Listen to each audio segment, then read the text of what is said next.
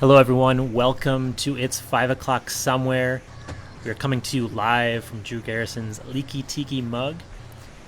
And I'm going to introduce to you today, we've got Chad Brown and Chris Sinclair. We're going to be talking about daiquiris and rum today. So get ready to go. Here we go. Hey, Chad, I got a joke. Okay, what is it? I figure we could lead in with shitty dad jokes. Just that way anybody who's not completely sold already has a chance to sign off before we get in. That's where you get them. Yeah, okay, so a neutron is sitting at the bar. Been drinking for hours. Bartender's having a great time chatting away with this neutron. Neutron's like, all right, time to go. Settle me up. Bartender looks at the neutron and goes, hey man, no charge for you. Yeah? Yeah? Nice. Nerd jokes. Like that. Nerd jokes. Like that. We are Fluid Concepts. Welcome to 5 o'clock somewhere. As our beautiful man in the microphone, Jordan has mentioned, Chad Brown, Chris Sinclair. Hi. Hello. Today, we're coming to you from Drew Garrison's Leaky Tiki mug. It is inspired by the Leaky Tiki cauldron, a famous tiki hut. It's a Harry Potter reference, apparently. So It's Tiki and Harry Potter, huh? there's everything in Harry Potter. Yeah. Yeah. So today, let's jump into this box. Just the way we get set up before we go too crazy. All right, in the box, first things first, you should have a recipe card. It's beautiful. Spend lots of time on it. Actually, not a joke. Spend lots of time on it. We have our dried garnishes. Okay, dried garnishes are going to go off to the side. We have our soda water, Texan pink grapefruit. You got your booze. Make sure you have your booze. Okay, and we have a straw. Straw is going to go into the last drink. So what you're going to want to do is you're going to have a glass ready. Might as well put a straw right into it. Okay, so that way, good to go. You're all set up. Hibiscus, Maraschino, not Maraschino, Maraschino, named after Maraschino cherries that it's made from. Simple syrup. And we got limes. Okay, you can put your box away. We got everything set up. Importantly, though, we've got glassware for our drinks. All right, so daiquiris typically come in up drinks. If you don't have one, it's fine. Don't worry about it. But more importantly, you need to have a nice cold glass, right? So, Chad, can you ice these for me? Yes, sir. In the meantime, I would like to introduce you to our guest. Drew Garrison is a dear friend of mine, and we host the Good Bottle podcast, which also comes to you by way of the what am I trying to say? Fluid Concepts Productions. Thanks, Jordan. Jordan's quick on the stick, man. And as just part of the team. So we figured right out of the gate, he's got a beautiful bar, 5 o'clock somewhere. It's 5 o'clock here, so let's bring him in. Drew, come on in. Whatever way you want to come, man. You want to sit? You're going to sit at your own bar. I'm going to sit at my own bar for the first time.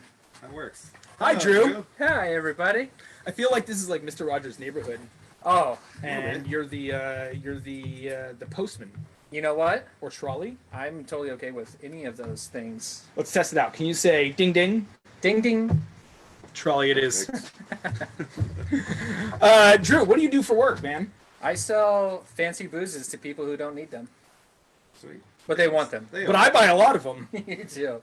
Well, I guess that Yeah. says a lot. So, I sell a lot of different types of spirits and also wines from all over the world. And then I do all my fun stuff with you, like the Good Bottle podcast. And then I collect rum as well. Into some of it. This is just some of it. This bar doesn't fit all of it, so you just gotta No come over one's here judging for the you full for your rum size. day. I'm judging.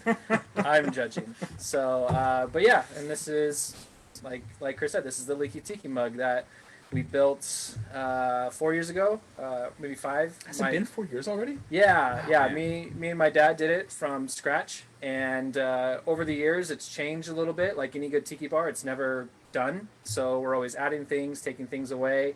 The most recent additions, you probably can't see them, but they're harpoons that were at Sail Inn previously. Sail Inn. I opened that bar. So it's I love the tiki bar. It's like I said, it's constantly changing. The way it looks now is nothing like it was when we first did it. Yeah. And you can't really tell, but this backyard is lavish. Yeah. It It's like a is. jungle back here. Yeah, it is as tropical as Wild it gets. animals and all. You got parrots flying, swooping. You might catch a glimpse, but It's all about escapism. that's right. And we've escaped. Here we are. Drew, do you want to make our first daiquiri? Yes. Awesome. Yes, I do. Okay, let's get you set up so you make sure you have your mise en place Yeah. correct. Mise en place, get All right. together here. I'm going to start off with ice. Now, a little trick on cooling down glassware is if you put ice into your glassware, pros like to add a little bit of liquid on top of it because what it does is it's going to distribute the chill more evenly around the glass, so you're not just going to end up with cold spots. The whole thing will be nice and cold. And since today's a nice hot day, I hope most of you guys are inside, but since today's a nice hot day, we're gonna chill these glasses down as much as we can. And again, guys, if you don't have this these fancy up glasses, use a rocks glass. You can still do it up with no ice, or you can do it over ice. We're just going to show you kind of the classic way that it is made and presented. So you should have your recipe sheet nice and ready. Let's Drew, let's start off by having you slice that lime in half. Boy, this is a big knife. And of course, Wow. Whereas people won't judge you on your rum, people will always judge me on my knife. So make sure we have all the tools set up too. now when we're slicing the limes, you saw Drew grab sort of both hands. That's exactly the wrong way to do it. Right around it. What you really want to do is you're going to take your hands and you're going to place it like you're playing the piano. Yeah, just right down. You're going to use your knuckles as a guide, so you make sure you don't cut them. Right. That looks way safer. All right, we got our Also, lines. I was overwhelmed by the size of your knife. Most That's what people she are. said. That happens. That happens. Okay, and we make sure we have our simple syrup ready. We have our nice dry white rum ready. And we have our limes ready. Hey, what makes it dry? What makes it dry? Dry is the absence of sweet, Drew. Interesting. Isn't that interesting? It It's is. fascinating. I'm glad that we covered that. Okay. I'm going to let you crack the wax on that nice little flask that we got going on there. It says thank you on top. Do you use jiggers or do you use shot glasses? I use that. I believe it would be still following it the Jigger, but it has like the one cup and has up to 2 ounces, and it has it all labeled all the way through. It's like yeah. the slanted one. Sure. I love that. So, Is that what it I is? think so, yeah. Yeah, I like that because there's always numbers there to guide me. Yeah. I'm like, oh, You don't have to look oh, at the side, that's yeah. It's not hard to figure out and all that fun stuff. So Yeah. But typically it's I guess if that qualifies underneath the Jigger, that's what I'm using. Yeah, that qualifies. If you don't have that at home, you guys can use shot glasses. We used these earlier to drink out of, but you can use them to measure, and that's totally fine. All right, so we got our shot glass over here just in case. On this happens to be my favorite one, my favorite Jigger. Yeah. 2 ounces to the tip. Okay. Now what you're looking for is a nice meniscus when you're pouring, okay? Which means gets the nice little bulb for those of you who get menisci. Gross. This side is 1.5. So sorry, this is 1 ounce all the way to the tip too. Okay, so 2, 1. Oh, so really that's easy. easy. So we're gonna go classic 2, 1, 1. Okay. All right, so we're gonna do tin over, 2 ounces of booze, please. It's this side. He's learning. You got your meniscus? It's close. It's close. All right. We're home bartending. It's fine. Yeah. All right. Simple. Now, classic daiquiri. Historically, as most things, as we've discussed before, when it comes to cocktails, we're not entirely sure of exactly where it came from. What we do know, at least in terms of the earliest mention, is a man by the name of Jennings Cox. He's an engineer in Daiquiri, Cuba, working at an iron mine. And it shows up in his personal journal, the recipe for it, which is different than the recipe that we use now. But it shows up in his journal in 1898, coming from Cuba. So if you see the map, what you're looking at is just to the southeast of Havana is Daiquiri. Oh, sorry, Santiago. I don't know why I said Havana. Somewhere over there. Meniscus. So far, Drew's got his rum. He's got his simple syrup, and now he's doing his lime juice. Now, on the recipe sheet you guys have at home, it does say 1.5 ounces to 0.75. We're doing the classics. We want to get a nice buzz going on for Drew here at his own beautiful bar. I always go 2 ounces rum, 1 ounce lime, and 0.75 simple, because I like to have my daiquiris a little bit more tart. Just a little bit more tart. Sure. Yeah. The next drink that we go into will sort of explain where some of that stuff sort of comes from. But modern mixology and just dealing with, we want to keep things easy for you. You stick to this formula, the 2-1-1, and then it's up to you guys to play with it to see what you like. Good rule of thumb, though, is you can always add more sugar. You can't take it out. So that makes it easy. Drew, have you ever used a shaker before? I have. Have you? I mean, I'd be surprised. I mean, after not getting meniscus, maybe I haven't. So, guys, again, if you don't have a proper two-piece Boston shaker at home, 3-piece is fine. They can be kind of a pain in the ass because the top always gets stuck because the ice changes the density and the wet aspect to the metal makes it stick. You can roll between pint glasses. That's also fine. But really, what you want is you want to liven this drink up. So you want to get a lot of air. And you want to get a lot of ice broken. You want to break the ice. So you don't want a lazy shake. Nobody likes a lazy shake. It's got to come up and it's got to be like you fucking mean it. Okay. That's a little bit of a workout. You show me. Now, what's important to mention also is if you are using a shaker, the small guy always goes on top. Professionally, because if it explodes, it's better that it explodes over you, but also because it's weighted better that way. The larger tin holds more of the weight, so it's easier to hold. But probably want to use 2 hands just to make sure it doesn't go all over your kitchen, all over your computer or your iPad or whatever it is that you're watching us on. TV, big screen, who knows, maybe one day. Megatron. Yeah. Well, Shake away, sir. Shaking, funny little story I read about when doing my research on the daiquiris. One theory was Mr. Jennings was going to host some guests at his place in Cuba, and he was out of gin.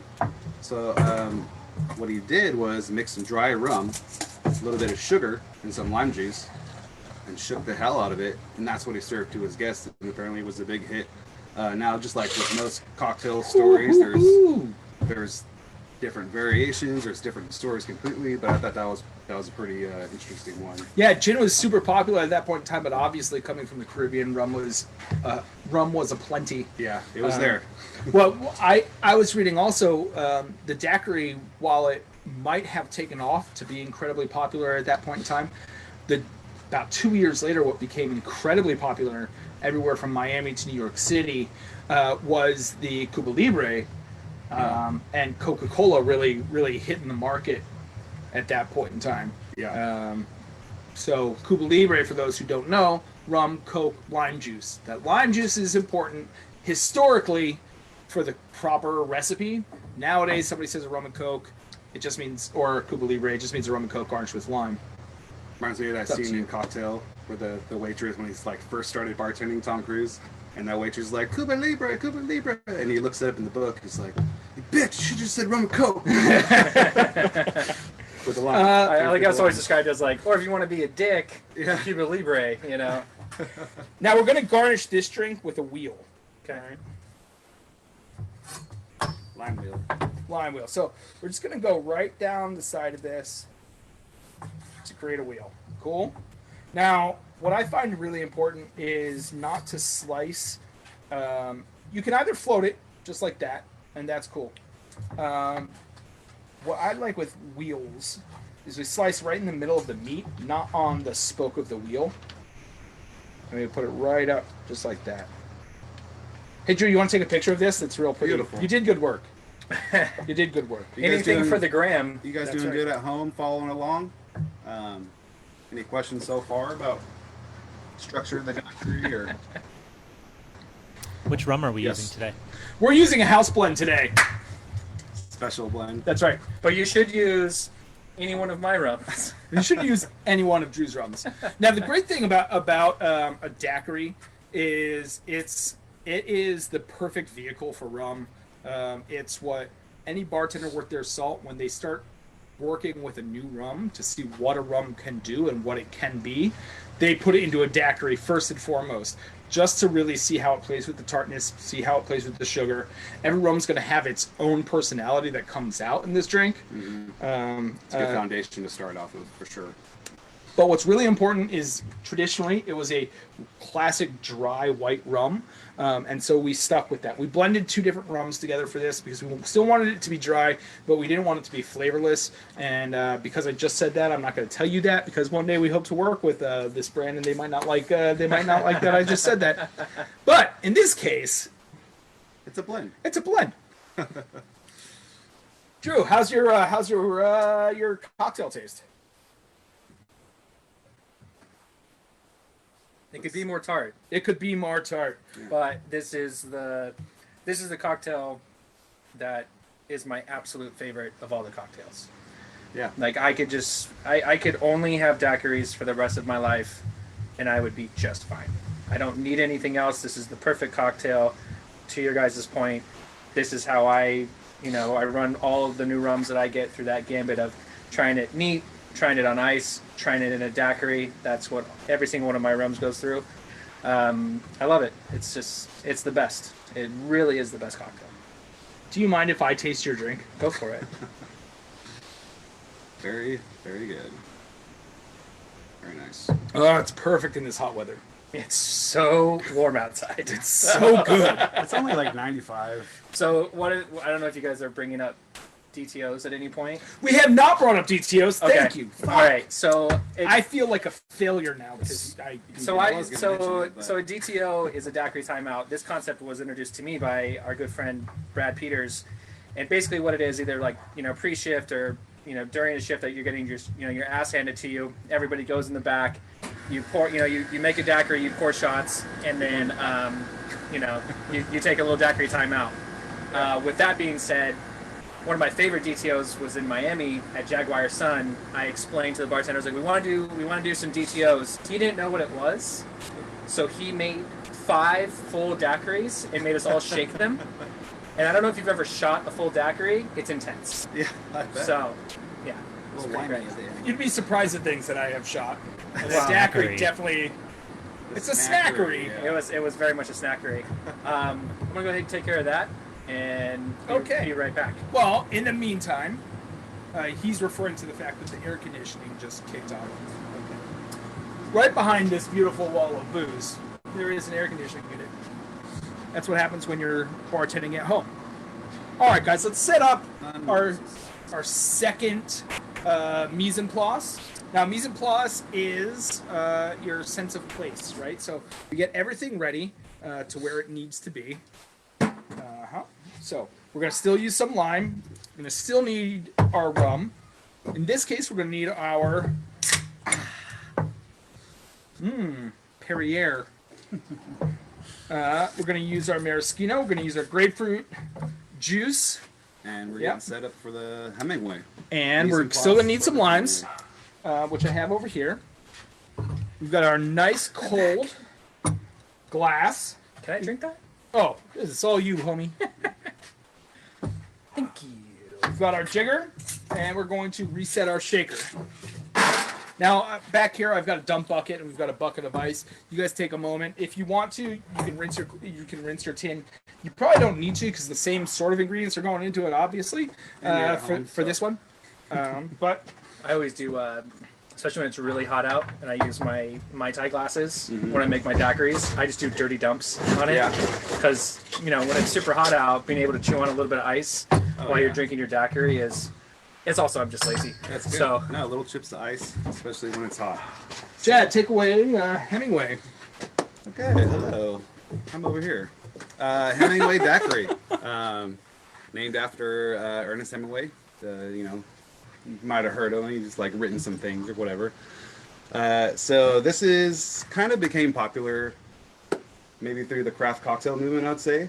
All sorts of bartenders are going out and researching recipes that weren't as popular at the time, or maybe people haven't heard of. So, the story goes is Hemingway was attending his favorite bar, the El Floridita, In Havana. And he'd always poke fun at the bartenders for they're there making daiquiris all day, rum, lime, sugar, and he tells the bartender, he's like, I don't want that sugar. You just make me double the rum and a little bit of lime juice, and that's my drink. And that's what he drank.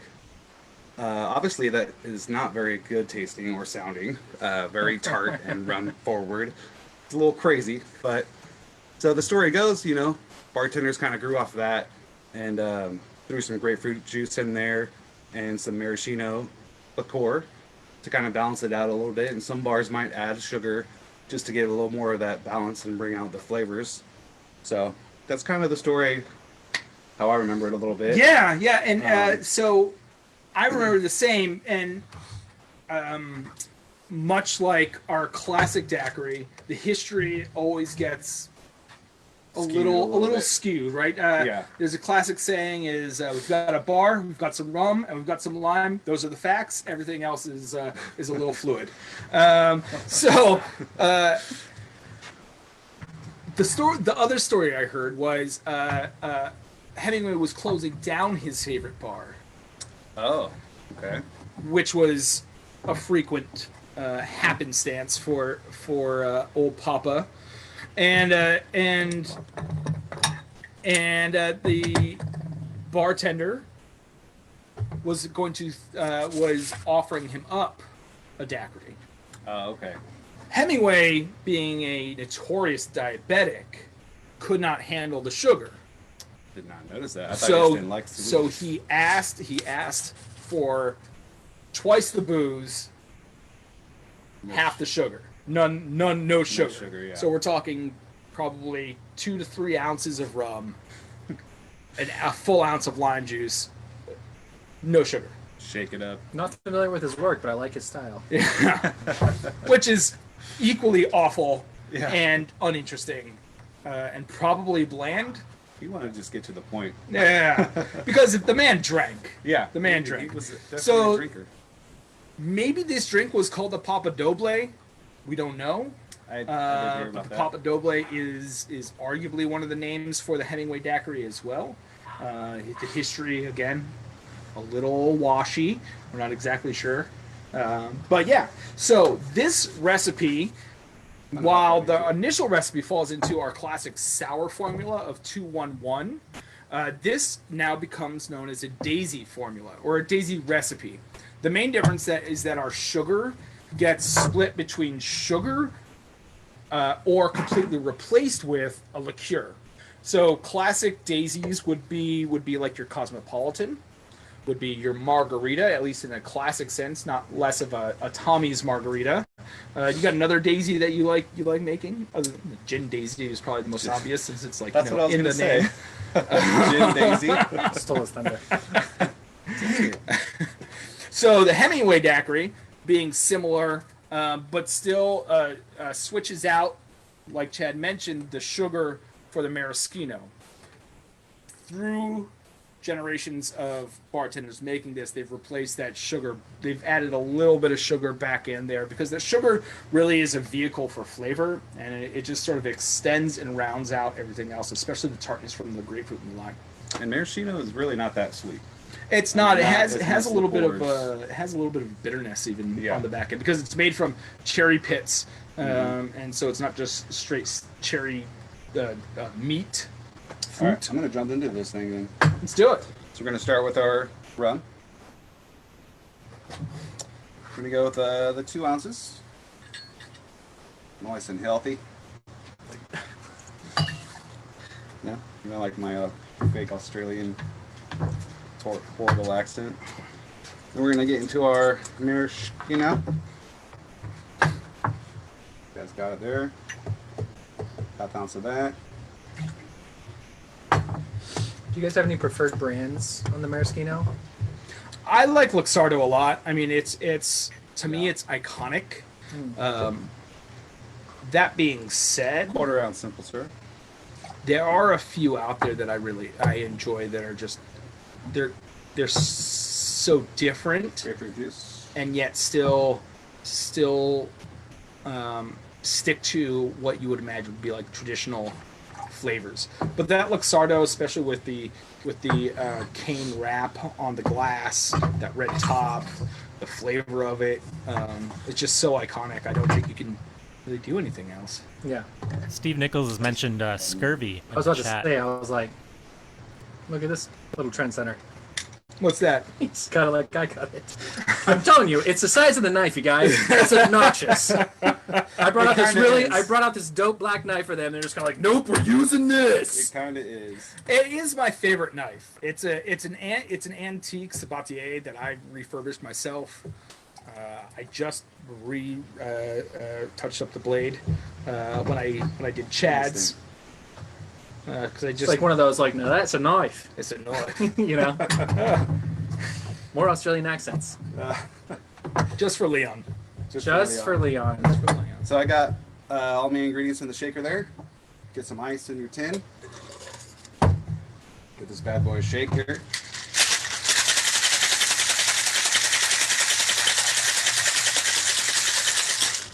You see how like not a lot of his body moves. It's all in the wrist and in the arm.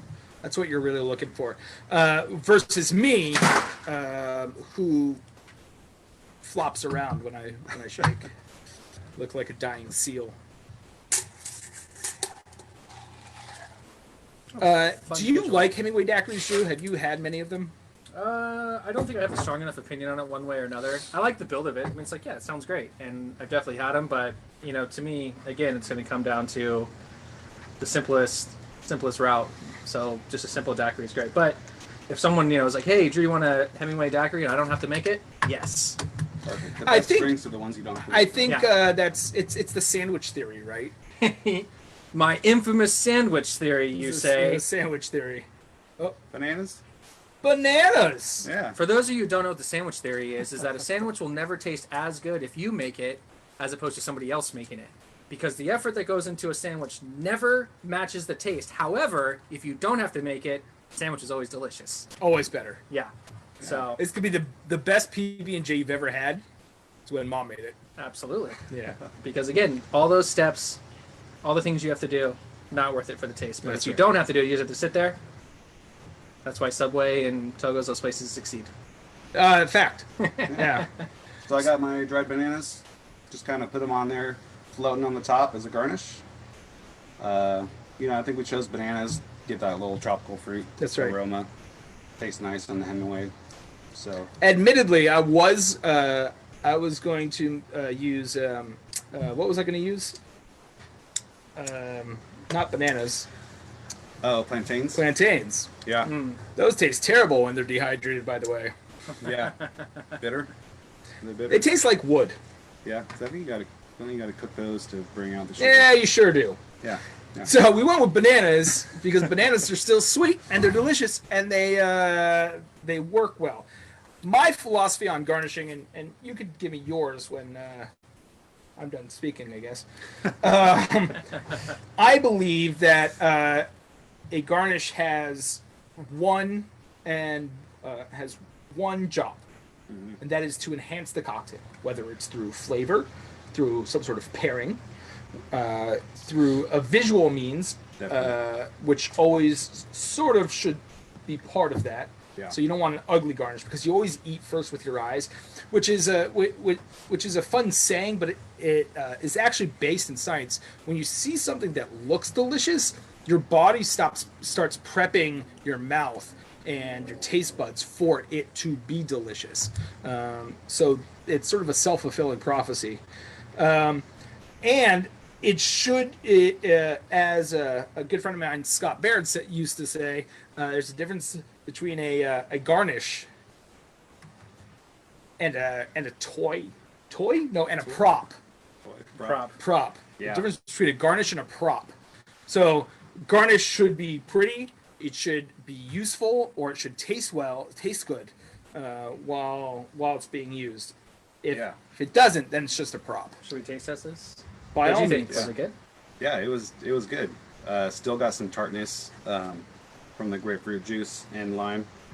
The maraschino again balances out a little bit of simple in there, and I think it came out pretty solid. It's been a few years since I actually made one of those.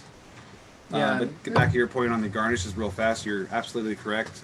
For me, it's always visual and aroma, because you see it like Chris said. You drink with your eyes first, and then when you go up to drink the actual cocktail, you get a little bit of that aroma, whether it be banana or fresh mint or some kind of herb, or even if it's a lime wheel, lime lemon. This is the kind rounds of it all off. Yeah, this is the kind of drink I would give to someone who's like traditionally a whiskey drinker. It's a little bit more body to it, a little bit more mouthfeel, and you just like, Not sweet. not sweet, not tart. It's just like this really well-rounded thing. I mean, I'm definitely still team normal daiquiri, but this Classic daiquiri, please. classic daiquiri. Please. Well, we don't have a blender here, so we can't do a classic Ooh. daiquiri. Oh. That's always my favorite. You go into a bar like, hey, can I get a daiquiri? And their response is, well, we don't have a blender. I'm like, perfect. We're already off to a much better start than most. You guys are crushing it. Speaking of crushing it, supposedly the original daiquiri in its recipe was 2 parts lemon juice. Sorry, 2 parts rum. 1 part lemon juice, one part fine sugar, so not simple syrup, fine sugar, served over crushed ice, like chipped ice, properly, not crushed, and then with sparkling water on top of it at that point in time. Wow. And it was made as a punch. And it's meant to serve the recipe. Was that supposed to be a build off of like a tea punch, do you think? I do. I think it, but like a larger format. Right, and if you're able, because if you're going for mass quantity, then because you built it exactly like you would do a tea punch, but then by adding the sparkling, you're able to increase your volume. Yeah. And be like, this is for everybody, not just for me. So So a tea punch traditionally is made with agricole rum, put on top of crushed limes and a little bit of sugar, granulated sugar. So you create that little bit of like lime syrup in the base of your glass. There are differences of opinion on whether or not you add bitters to that. But then after you've done that, then you add your rum on top of it, you add your crushed ice on top of there, and then you add your rum on top of that, and give it a nice little swizzle. So you break down some of the ice, you incorporate the rum, you introduce just a little bit of oxygen into that. It's a lovely drink. It's sort of like taco theory, right? Like Taco Bell. Like they've got all these different foods that you can eat that are all really just the same food, but just served in different ways. And then rum and daiquiri, and very much so, like falls into the same Taco Bell theory. I made the behind the tea punch, like the whole point of it is for you to personalize it to your own means, right? It's like what your preferences are. So similar to the daiquiri, where I like it more tart, I'm going to have maybe another lime wheel with my tea punch. However, the first time I was introduced to it was Antoine Nixon, oddly enough. And he was like, oh, I'm sure you know how to do this. I did not know how to do this. And I was like, you can do it. It like just played it off like, I'm here because it's your class. You do it. And then I learned after, it was like, oh, you're supposed to do it yourself. That is part of the tradition. And I had no idea. So I think about that a lot. It's the first time I've said it publicly. So that's for all of you. And knowing's half the battle. Yeah. Mind you, now, if you're taking photos, you can use "knowing is half the battle" as a hashtag. You can also use "but why is the rum gone?" Please use hashtag Fluid Concepts. That's a must. That's a must. Leaky Tiki mug. Leaky Tiki mug. Tiki mug. Hashtag the shit out of that. Or just come and hang out at my bar. Yeah. It's always open. Always. Do we have any questions out there? Because I'm trying to slow down a little bit here because we tore through 2 cocktails. We're talking a little bit of history, but I'd like to make sure that we're covering our bases here. I mean, we have like a lot more rums that we can make this stuff with. That's true. And just keep riffing. That's true. All the way through. Keep making Being different from daiquiris. all kinds of different countries and expressions and stuff. Yeah. Like this is. What? One of the things. So I started playing with rum, really playing with rum. I want to say 7 years ago at Red Rabbit, we were doing a Monday Rum Day. And the reason I really wanted to get into doing rums and celebrating rum and showcasing rum in all of its different ways is because it's a spirit. I'm tired of it only being tiki or people only assuming it shows up in a blended daiquiri or a strawberry daiquiri from TGI Fridays, which is also totally great. I mean, Yeah. Nothing wrong with a good slushy. strawberry good strawberry slushy daiquiri drinks are with, good- are with good like drinks. a hardcore whipped cream top on it. Pfft, vacation. Down. I'm a big pina colada fan. Agreed. Oh, yeah. Same. Only on That's- vacation. That's my vacation Only drink. on When I'm vacation. on vacation, I crush Little pina Miami coladas. Vice. Yeah. Yeah, little Miami Vice, which Yeah. is Miami Vice is a little bit of strawberry daiquiri mixed in, next to, not like blended together, with a little bit of pina colada. Yeah. Lava flow. Some people. call it Lava flow is the same drink. I know some people on the East Coast get a bit mad at me for saying that, but suck it. Yeah. So we have some comments. Yeah, it is. Not so much, It's just like questions. even but, today via the book of Facebook, there was a comment thread about rum cocktails and stuff, and this guy's like, "What is rum?" So I was like, "I'll play this game," and broke down why rum is important and really just kind of try to one up him a little bit, and eventually got to the point where I was really trying to educate this person, and they were just like, I used to drink rum when I was a kid, but then I grew up because I don't like sugary drinks. I just drink whiskey now, and I was just like, there is no helping you. Like, just to be Good luck. so committed to ignorance. I guess I commend you on that. Like, you've really stuck to that. Hey man, whiskey's a man's drink. Well, apparently Everything else. Yeah, you can't have it Doesn't matter. in those foofy drinks. But I think the thing about rum is that once you really do start to go down that rabbit hole, and my 2 passions being agave and rum being the first one, it's like, I really got into agave for a bit and wasn't spending as much time on rum. And then when I came back to it, I was just like, oh my God, there's still so much to learn. Like this bottle right here, the one from Savannah, I didn't even know Reunion was a place. That it existed that as existed. a geographical spot. Yeah, and by the way, has existed forever. So it wasn't, and it was just like, but it's on the other side of Africa. It's a French colony, and it's this really beautiful expression that, I reached out to you. I reached out to some of our others, mutual friends that I, consider kind of like my rum tribe. And it was like nobody knew what the hell Reunion was. Yeah. And then we actually got our hands on this, and through some friends, which was really great because this bottle's actually been out of circulation for probably a little over a year now, and it's incredible. It's so spectacular. weird. It's so we'll taste it after Yeah. check 'cause I haven't tried it yet, but it's like bubblegum, and then but also like has like this kind of like funkiness to it that you would expect from a Martinique rum. It's a total trip, and that's what I love about rum is that there's so many different things you can do, and it comes from so many places and so many different interpretations. It's like when people shit on rum, you're just kind of like, oh, you're just dumb, and you have no idea what you're talking about. I'm here to educate. So we got some comments. What are some of those comments, Jordan? All right. So where did you get the shirts from? Jordan's. Is a question from Steve Oh, Nichols. okay. Steve wanted to know where you got your shirt. From Maui, You got yours from Maui? at one of the ABC stores. Oh, okay. Drew, where did you get your shirt from? I have no idea. Okay. There was a time period where I just was buying all of them. This actually might be Old Navy. I'm gonna Actually, say, now that I think about it. I think I have like 5 T-shirts, so I can keep track. But I feel like you have so many. You're just like, yeah, I got it. Is it on there? Time. Is it on there? Yours is a Michael Kors. Ooh. That's bougie. I don't know where off I the got collar. it from then.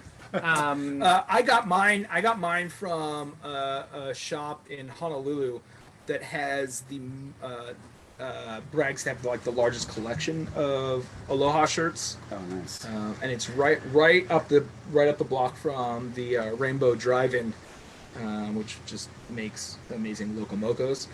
So we go there and we go to the store. And it's great, but I got this one because this is in the photo. This is the shirt that Obama was wearing in a really? picture with the owner. Way to make it political, Chris. Nice. God. Coolest story. Well, admittedly, you look far better in it than I do. But that's whatever. That's fine. Obama. But I like this one because it's got all the tikis all the way across. It's good. I love I get a lot of shit from my brothers, who are not that much younger than me. That they're just kind of like, oh, you're just an old man. When I started wearing tiki shirts, and I was just like, apparently you're not buying in because these are the most comfortable fucking shirts ever. So the one thing that's frustrating is like the sizes make no sense. Like No. Like sometimes you'll get I typically get an XL and you're just kind of like, are we sure this isn't like a 5X? Because I'm swimming in this thing, and then you get another XL and you're just kind of like you're bulging out of it in no flattering way whatsoever. Correct. So it's you cannot. I find it very difficult to buy shirts. I personally would never buy an Aloha shirt online. I need to try it on first because of that exact reason. Yeah, you're rolling the dice, guys. All right, Jordan. What else we got? Let's see.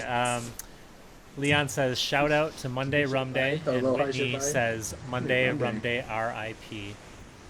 Oh, R.I.P. I still have to put out the recipe book that from we saved a lot of the recipes from Monday Rum Day, and the plan is to publish those at some point in time. So we'll get there. That was a fun one. We should do that. Let's move on to our last drink. Chad, where did you get the inspiration for this drink? So this last drink that we're going to put together, Daiquiri number 3. Dak number 3. Boom, boom, boom. Dak 3. Only because we couldn't come up with a good name for it. No, that's the official name. Oh, Dak number 3. Hashtag what? Exactly. Oh my god. This is a Chad Brown special, everybody. So So I wanted to keep it simple twist. The same formula. You got the rum, the lime, and your sweet. In this case, we have our hibiscus syrup. Just a really great hibiscus tea. Got a little orange cranberry flavors in there, and obviously the hibiscus. So I wanted to make something refreshing, kind of stretch it out with the soda water. What do they call it? A patio slammer? patio pounder. Patio pounder, yeah. Yeah. So something that just goes down too easily, and next thing you know, you have 4 or 5 of them. So yeah, that's We have kind a of live audience inspiration. Easy, simple twist. We've got a live audience, everybody. We've I got don't like to get too crazy with my drinks. So we're gonna jump right into oh, this we know. one. We've got the family. We got little babies and mamas. This is my official bar back. And then Yep. Oh, Yeah. someone's camera shy. No, okay. Well, she's adorable, and Drew's not a good example of that. Whereas Caitlin explains everything, much like my child. So this is real easy. We're gonna build right in the glass here. No shaking or stirring necessary, really. So we're gonna jump right in with the rum. you want to watch? 1.5 ounces of it. Straight into the glass. And we're gonna get our lime juice. Say 1/2 ounce. Squeeze with my big burly hands here. Now, for limes, if you don't have a juicer, it's important Perfect. that you put the lime upside down so that the meat's facing down in the juicer, so it presses into the lime, so it turns out flat. But if you don't have one of these guys, taking a fork right into the meat, squeezing it out works just as well. Just a little bit more effort. Where did you get did you make the hibiscus syrup? I did. I'm playing around with a lot of teas at my house. Create a lot of tea syrups. So my wife actually enjoys this tea just as a regular tea. So I thought the flavors kind of a little tropical, go well with lime and a nice dry rum. How did you do that? Like what's that process look like? If someone wants to be an aspiring hibiscus syrup maker. Inspiring. Well, you register online to Chad Brown's tea class. Just kidding. It's pretty straightforward. I pretty much brew a tea in room temperature water. I let it sit, depending on the volume I'm making, 15-20 minutes, get a nice soak in there, and then I kind of do the cold press method, and I just add the granulated sugar in there and stir it up with a whisk until it's all dissolved. And again, we touched on this in another class. I don't use boiling water. It breaks down the sugar a little different, so the cold method, or room temp method rather, just gives a little more viscous, a little more mouthfeel, and it holds up well in cocktails, especially if you're shaking or adding soda water for this instance, and it just kind of carries through, and just I think it shows up better in cocktails. And I actually thank you for that method, because a couple years ago you told me about that. That's right, yeah. And I learned that from I've Jen been Colio doing that from ever Small since. Hand Foods. She educated me on that You one. add your soda water about All of her stuff halfway, is inside if we need it.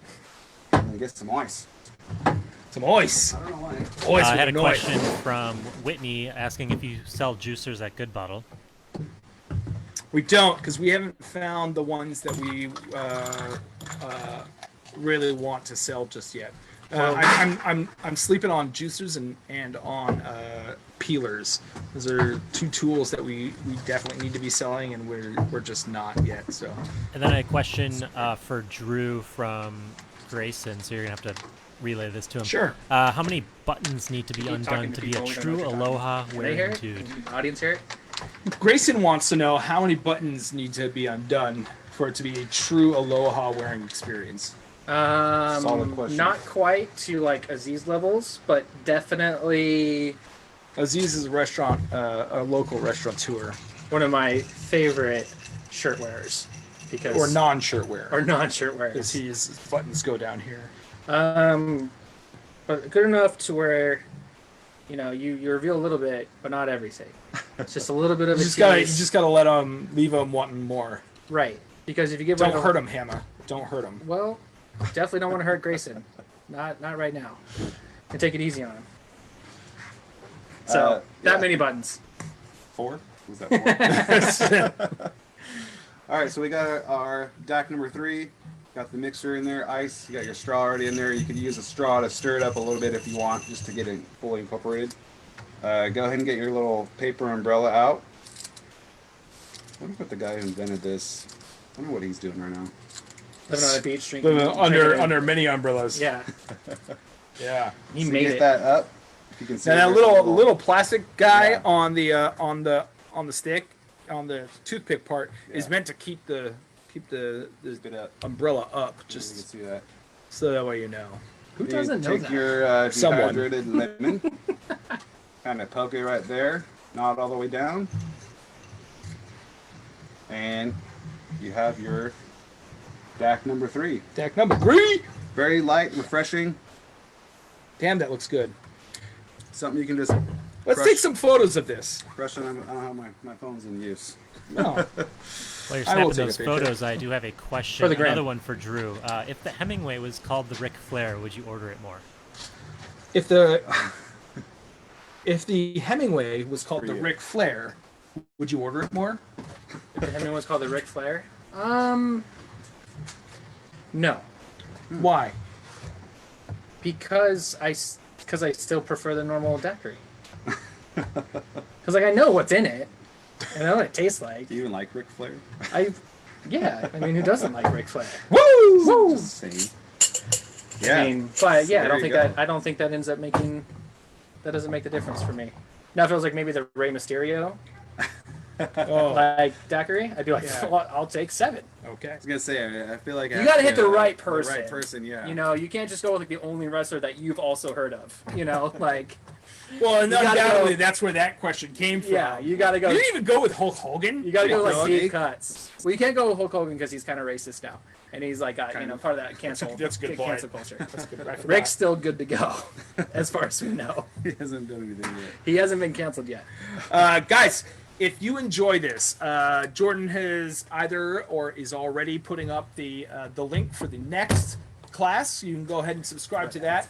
We are going to be doing a Moscow Mule class. It's going to be a lot of fun. So we're going to talk about not just the origins of the Moscow Mule and the history of it, but we're going to talk about other drinks that are similar, just like we did today. We've got a couple classics that are coming into that one for you. So it will be a vodka class, but I guess don't let that scare you or get excited just about that. It comes from a really cool lineage of cocktails called Bucks. So we'll be playing with that a little bit as well. On top of that, this class will also be on YouTube in a little while. And so you can visit our Fluid Concepts page. You will be able to see it based on our Thinking Man logo, because there are a couple other Fluid Concept things that are on YouTube. So if you guys go, smash that subscribe button. Smash it. And make sure you Concepts. like it, you hashtag, you hit us up. That will drive some volume to that page, which would be great. But you can catch this class plus all of our other classes and future classes on YouTube as well. But go ahead, sign up for the next class. Tell your friends to sign up for the next class. If you're also interested about wine, we have a very good friend, Amatesh, who is doing wine tasting classes. So if you're interested with that, his link should be coming up there soon as well. And his Wine Talks with Tesh. So we strongly suggest you go through. He is a great sommelier. He's got great experience. He's super charismatic. He's one of my closer homies that I've gotten to know since opening up the store. He's someone who just Former guest on the Good Bottle podcast. brings a little sparkle of joy to my day. You know, he was a former guest on Good Bottle Podcast. You can also check Drew and I with our banter, which is annoying and terrible for you, but some people like it. So you go ahead and you subscribe to that anywhere you find your podcast as well. And I'll be here. Chad's just going to be drinking rum, so yeah. Yeah. Thanks for Sounds good. joining us at the Leaky Tiki Mug. Yeah. Thanks to you guys for doing it out here. This was super Thank fun. you so much for having Yeah, us. thanks for having us, man. This is I'm great. going to drink more of your rum before we leave. We're definitely gonna drink a lot of rum now. It's hot outside, so what else we can do? I'm going to enjoy this shirt. Jordan, do we have any last minute questions or comments before we log off? Grayson says, love you guys, stay safe. And Love you, that's Greg. about it. Dope. Thank you. We are Fluid Concepts, and we are out. Hashtag we are Fluid Concepts. We are Wild Stallion. Oh, I forgot to do it in the beginning.